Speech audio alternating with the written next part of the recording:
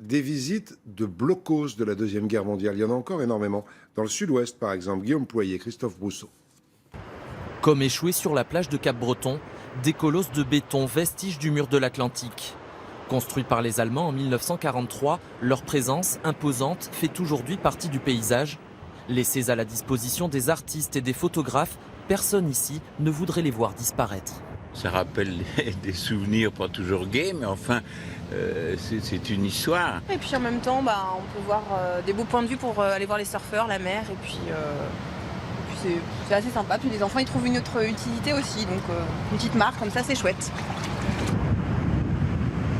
L'inévitable progression de l'océan immerge désormais certains des 800 ouvrages du littoral aquitain.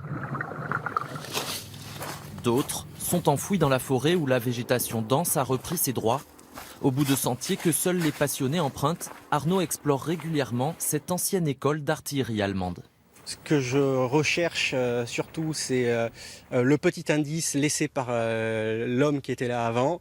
Donc ça va de la petite gravure sur un morceau de béton, au marquage qu'il va y avoir dedans, aux écritures. C'est une découverte permanente. À l'image de ce blocos souterrain découvert récemment en plein centre-ville d'Arcachon, la valorisation de quelques bâtiments bientôt ouverts au grand public devient un outil pédagogique. Moi, je vois ça en fait comme un livre amélioré. Donc l'idée, c'est d'en faire un lieu éducatif tout simplement. Il y aura bientôt des écoles, par exemple de CM2 du quartier qui viendront. Un patrimoine bâti exceptionnel qui demeure l'une des dernières traces concrètes d'une période sombre de l'histoire. Et maintenant, je vous propose de repartir en Normandie pour découvrir avec nous une collection tout à fait étonnante. En fait, un musée extraordinaire à Rouen qui regroupe plus de 6